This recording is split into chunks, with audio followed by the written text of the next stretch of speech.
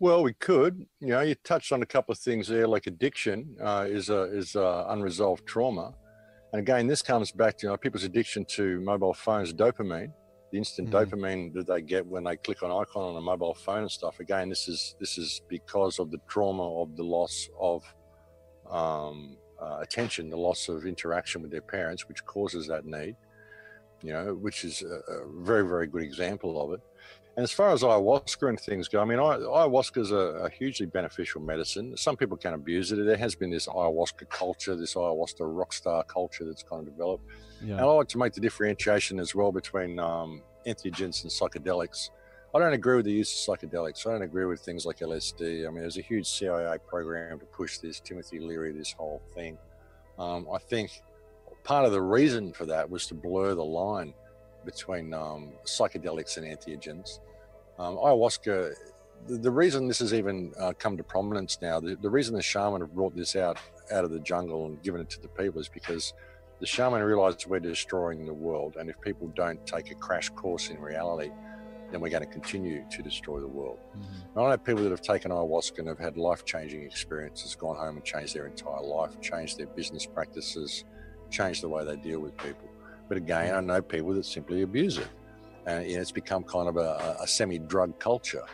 There's a lot of it that goes around the United States, people doing big ceremonies of ayahuasca. They have disco music playing, lights, all sorts of stuff. Sure. This is not an ayahuasca ceremony. This is a drug culture. And so that's being promoted as well. Right. And again, there's light and dark in everything. Well, yeah, I mean, I don't drink ayahuasca regularly. I haven't drank ayahuasca for probably 3.5 years now. Right. I've got to a point where I've learned all that I need to know. It showed me what I needed to know. It showed me the connection that I have to this earth. It was quite an amazing experience. It's not for everybody. And again, opposed to things such as DMT as well. I mean, DMT, I don't agree with. I think it doesn't teach you anything. I mean, maybe some people say it does, but to me, it's almost like drug abuse, just isolating this compound and just doing this for this experience. I mean, what for? You live in this world, why not participate in this world? What I got from my ayahuasca journeys was a real connection to this world and a real healing of personal issues that I'd had in my own life, from childhood issues and stuff. Ayahuasca will peel away the layers of your personality like an onion, and it will show you the parts of yourself you don't want to face, and it can help you heal those things. And it can help people in physical healing as well. I know people that have had arthritis cured by drinking ayahuasca. So, they've just had pain in their hands for 10, 15 years, and after ceremony, no more pain in their hands, because that was their intention, that was their wish, and the medicine healed it for them. It won't happen to everybody, but, everybody has a different experience. So I think there's been a real effort to blur the line between jungle medicines and Western psychedelics and the psychedelic culture and the CIA drug culture and that whole thing. I think this was all a construct. It was all damaging. I can't see any benefit in taking things like LSD at all. Some people might, I don't know, some people might argue with me, but that's my perspective anyway. Yeah. To me, it's just a man-made substance, and it won't teach you anything. There's no spirit in there. With ayahuasca, you've got the spirit of the carpe vine, which is a spirit. It's there. And the people will have these experiences, and many people will have the same experience and see the same visions, because it literally opens up a doorway into the spirit realm where you can communicate with ancestors and all sorts of things. And this is very different to taking a psychedelic substance. So there's been a real effort to blur that line, I think. Well, you can see it with cannabis, and cannabis obviously isn't I wouldn't consider it a psychedelic to the level of like psilocybin or ayahuasca or things like that, but I do believe it's obviously a healer of our minds, our bodies, and our spirits, and especially the body. You can see it right now how it's affecting pharmaceutical sales, and you can see who's behind the anti-cannabis movement, the alcohol and the pharmaceutical world. So, and I've seen it in my own life, I've had family members who've with cannabis have pretty much stopped using all of their prescription drugs, because it's healing their body. it's helping heal their body. And of course, there's always signs of abuse, right? You know, there's always the guy who kind of fucks it up and you know, abuses it and gives it a bad name and things like that. And I think it's that much more important if you want to end the prohibition of cannabis or any plant medicine, then use it responsibly. Like, show the world what it looks like, that you can be a fully functional, responsible human being and partake in with these plants. Well, yeah, absolutely. I mean, cannabis is mankind's companion plant. It always has been. We've got an endocannabinoid system in our body. We don't have an endocrine system for any other plant in our body. Every animal with a spine has an endocannabinoid system in their body, you know, and cannabis is an incredibly healing plant, and it's our companion plant. I mean, it's not for everybody, of course. And it's always, they blur the line. Like you say, there'll be the one person who fucks it up. Well, very often you'll find there'll be someone who committed a crime or whatever, or someone who was a manic depressant. And I say, well, cannabis causes bipolar, it causes schizophrenia. No, what you find is that people who have bipolar or are manic depressants or have schizophrenia are more likely to use cannabis because it heals those conditions and it makes them be able to deal with those conditions. So they're more prone to be drawn towards something like cannabis. It isn't that cannabis causes the problem. They're prone to the problem anyway, which is why they've been drawn to cannabis. Right. You know, it's a very healing plant. I mean, even if you look at the Bible, there's an oil that they used. I can't remember the name of it. Cannabis or something. It was the oil that they used in the to anoint people in the Bible. The sacred oil they used to. It's cannabis oil. It's cannabis oil. Cannabis was used in the Bible. Jesus healed people with cannabis. If you believe in Jesus. You know, some people say, no, stop supporting this or whatever. No, all Christians, whatever. I don't want to get into the argument about religion, whatever. Totally get it.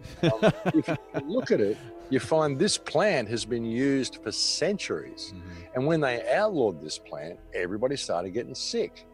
All these exotic diseases, Alzheimer's, Parkinson's, multiple sclerosis. I've cured multiple sclerosis with cannabis oil. You know, a guy with multiple sclerosis in Croatia, you know, he uses a gram of cannabis oil a day, and the only symptoms of his multiple sclerosis that he has now is a little bit of numbness in his fingertips. He can actually hold a driver's license and drive a car. And a little bit of numbness in his fingertips, and that's it from cannabis oil. You know, I've seen it cure so many cancers. I've seen it cure autism. I've seen it cure lymphoma. I've seen it cure Lyme's disease. It's an incredibly healing plant. Smoking it, sure, might not be for everybody. You know, but then it can be. I mean, it can really open up you know, to like almost cosmic downloads, if you will, whatever you want to call them. You know, it can really open up this portal. Or people can just use it as a crutch, so they don't have to deal with their lives. You know, anything can be abused, anything can be misused, but all these things that are there for us. And you know, as far as cannabis goes, it's killed nobody in its over 10,000 years of recorded use. Half of Cairo is built out of cannabis. You know, you can build anything you want out of it, the best quality clothing, the best quality building materials. We don't need to be trashing the world. We can do everything that we're doing. All of our building products, timber, whatever, we can get it all from cannabis. Timber, clothing, food, all of it comes from cannabis. Medicines. The outlawing of this plant is a crime against humanity. And any politician, that should be a good litmus test. You know, if you think a politician is a worthwhile person that has humanity's best interests at heart, if they're supporting the progression of cannabis, they're not. They're an arsehole, they're a brainwashed fool. Either that or they're too stupid to hold the position that they're holding, and they need to be removed from office because the outlawing of this plant is a crime against humanity, pure and simple. Beautiful. Max, with this will be the last. I want you to end with this. There's a lot of people out there who are struggling, who do feel like there's blackness in their future. I mean, who are even maybe contemplating not wanting to be on this planet anymore. You know, there's a lot of people out there that are struggling, and the statistics prove that. And if any of them are listening to this, can you speak to them? What would you share with them? And you can just end with that. Look, it's about the ride. It's about the journey. No stake in the outcome.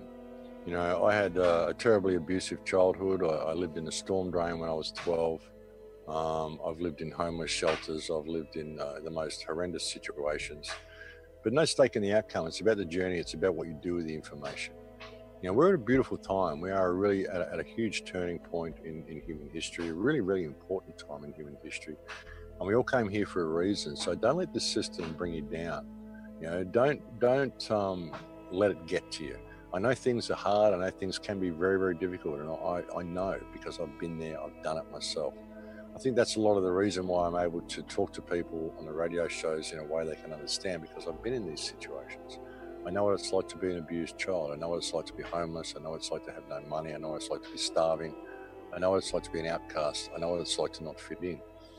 So it's all about the journey. It's all about how you process that information and the path that you're on. Don't exit early, because there's a reason for you to be here, and there's something that is great that's going to happen at some stage. Trust me on this. There's going to be some reason why you are here. You may not find out what that is until you're right on your deathbed. It might be the last moment of your life, and you'll have that epiphany that made it all worthwhile. But don't take the easy way out. Just learn to stand up for yourselves. And I really believe that if you can build bridges with the people around you by always operating in your moral compass, always staying true to yourself and giving to the people around you, being a respectful person, treating people in lakesh, you will change the world. I've got family all around the world simply because I live my life in a state of giving and caring. I treat everybody as myself. And it works. It really works. It's worked for me. And when you can change the world by changing your attitude. Everything that ever went wrong in my life was because of my attitude. And that may be a really, really hard thing to face, but very often we're our own worst enemy, and we just have to realize that. And it's all a result of programming. Don't blame yourself for it. Like I said, we've had so much stuff stolen from us. We're looking for stuff we don't even know what it is because we don't know it's been stolen. And everybody's in that position. So don't be too hard on yourself. There's a way through it. No stake in the outcome. It's all about the journey. Just participate in that journey and always know who you are and believe in yourself.